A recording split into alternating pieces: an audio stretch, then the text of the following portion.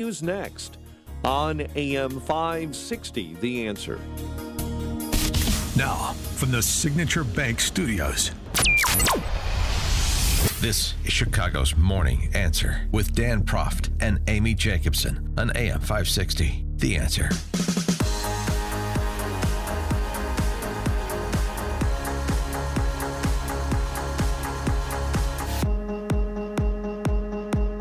Good morning, Amy Jacobson here.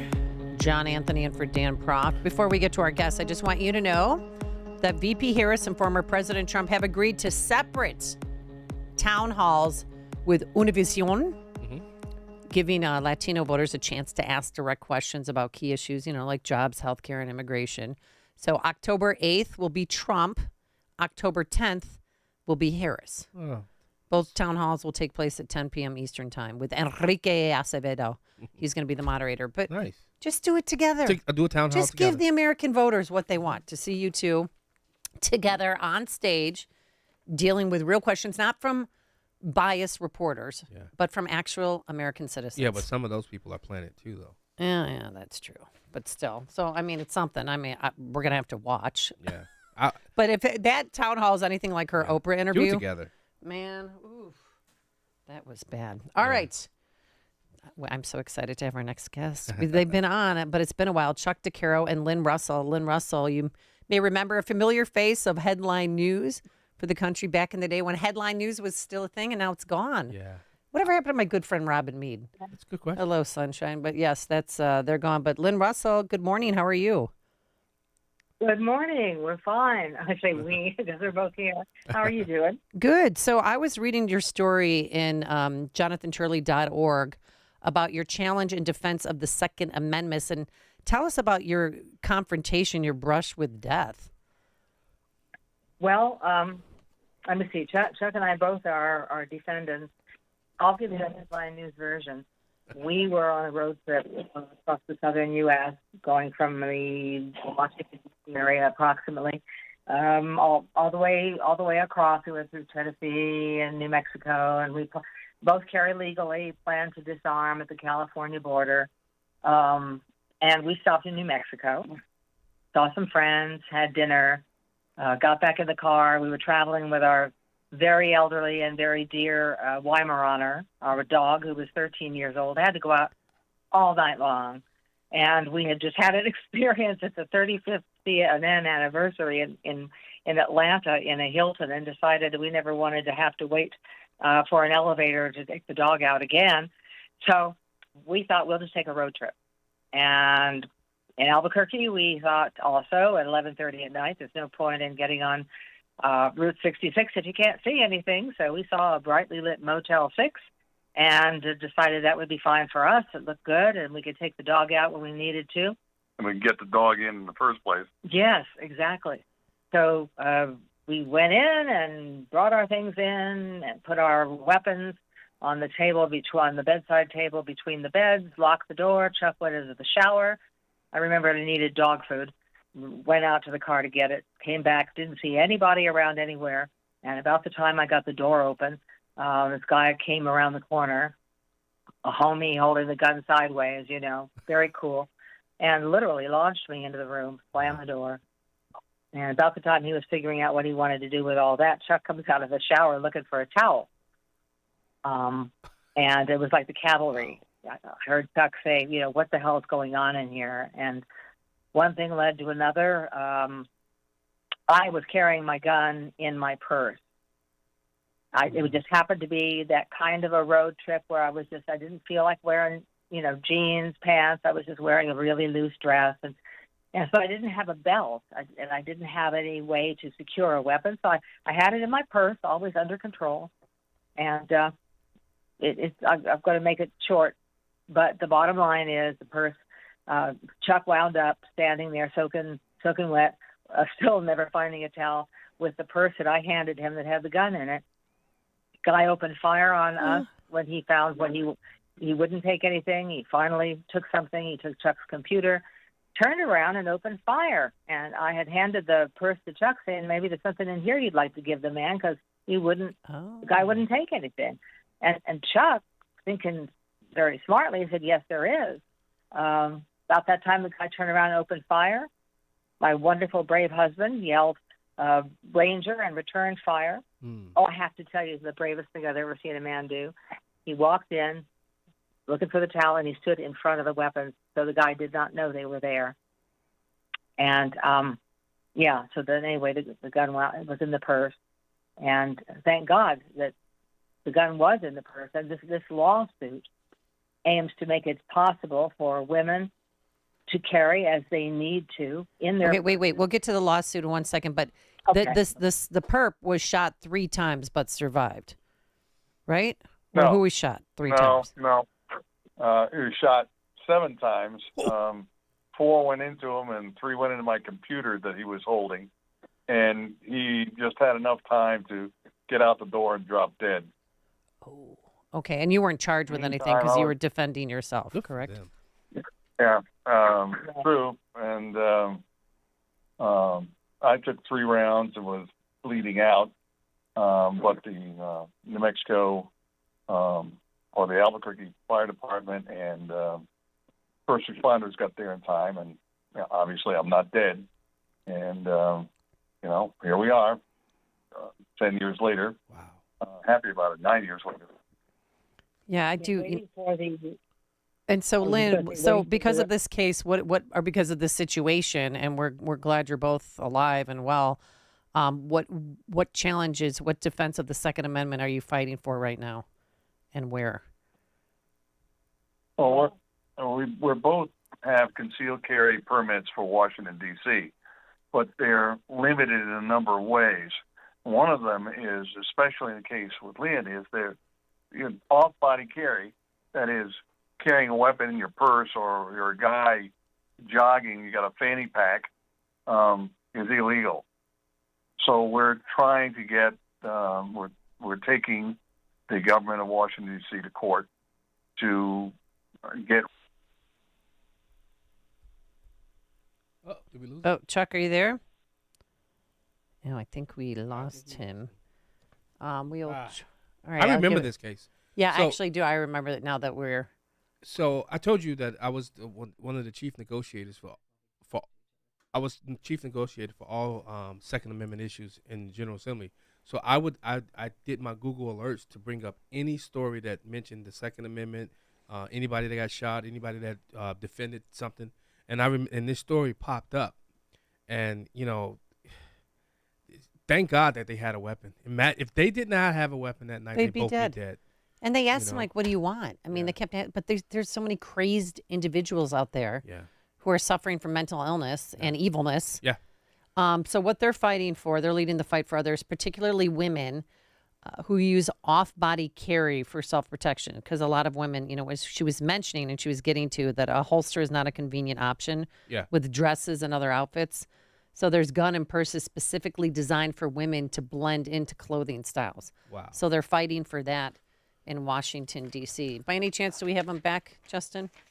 I interviewed a lady who from Texas. She actually created workout wear where you can and it's patented and everything, where you can go for runs, and she's created places within the what's the Lululemon type, It's called Yes. Lululemon. whatever it's called. What I did don't you know. I just don't call wear it? it, so Lululemon. Lululemon? I don't wear it, so I don't know. Okay. But she actually created. Oh, okay, there you go. Oh, yeah. Hi. So just tell us about the fight, because you're leading the fight for others, especially women. Go ahead, Lynn. Well, absolutely. This is the way the law is written in D.C. and in other places. It's a huge disadvantage to women who need to be able to protect themselves because of as you know, the way we wear our clothing. It's just not always possible to carry a gun. You don't want anyone to know you're carrying. In fact, it's illegal for someone to carry in such a way that it's obvious that you're carrying. So there's that, and that is for the women. And as Chuck was saying, you can look at any time out at guys out running and walking, and they have fanny packs, and sometimes that's where you need to put your weapon on that morning jog. So And where does another point in this lawsuit is that there is no historical analog at all for dictating how you carry. Yep. There just isn't. In the very beginning, they were carrying, on the weapon was on the saddle or in a saddlebag, or that has nothing really to do at all with our right to protect ourselves. No. Well, so where does the case stand now? What's next? That's what we're waiting to find out. We're just the plaintiffs. Okay. But it has been a lot of motions going back and forth, and it's actually pretty exciting because constitutional scholars are suggesting that there is no basis for that law, and that it is a given that you have the right to carry the way you choose, as long as it's under control and you're doing it in a safe manner. As long as it's concealed. Yeah. It's concealed, right? Right. Right. Exactly. Because, we carry our weapons anywhere. You can lock them up in your car. You can wear them in a fanny pack as long as it's concealed. Right. And then there's DC certain is just states that's just controlled. Oh, yeah. How many other states that do something like this, where they dictate where you can store your weapon? I don't know. Oh. Several do. And there's a wonderful product that people especially women tend to wear. It's called a Sneaky Pete. Yeah. And it looks like sort of like a purse, Mm-hmm. you put on a belt. And it's right out there, and it's a very secure holster inside. But even that is not allowed. Yeah. Well, and we do need to be in Washington, D.C. from time to time, so it's important. There's actually a woman in Texas. I don't recall the name of her company, but I interviewed her, and she creates entire merchandise where you can buy that conceals your weapon and workout wear. I know there's fanny packs that she's created, and she has it patented. Deanie Adams. Yeah. Is it Deanie Adams? Yes, that's her. Yeah. Yep. That's her. Yep. I've got a great piece of her equipment. It's a nice sort of a workout top with a really secure holster. Yes. But boy, what you have to go through to get to it is not very good. Now, Chuck and Lynn, you guys are in, I know you spent some of your time in Italy. And what are people saying about our presidential election there? Trump. That's it. Really? One Do people word come answer. up to you on the street and they find out you're Americans and they just say Trump and then walk away? That's about it. It's pretty amazing. Wow. We got to understand, these guys, the Italians have had, a back and forth between socialists and those who are not capitalists here forever. It's still ongoing. And the kinds of laws that Harris would like to bring forth, the Italians already been through, and they don't want any part of it. The government control here, it got so bad in Italy that they have an armed IRS called the Guardia Finanziale, the Financial Guard, and they run around in gray uniforms. They are a national police force, and they are armed. And literally, this happened a few years ago. It's gotten, it's not happening as often as it was, but back in the 80s, you'd walk out of a restaurant, and this armed police officer would politely ask you, "May I see your receipt?" Yeah. Oh, my gosh. And I'm serious. And they hand you your receipt. You better hand them the receipt, and then they go over there and check, walk right in and check. Let me see the money that's been deposited in your cash register. Thank you. So that's real. They're still here.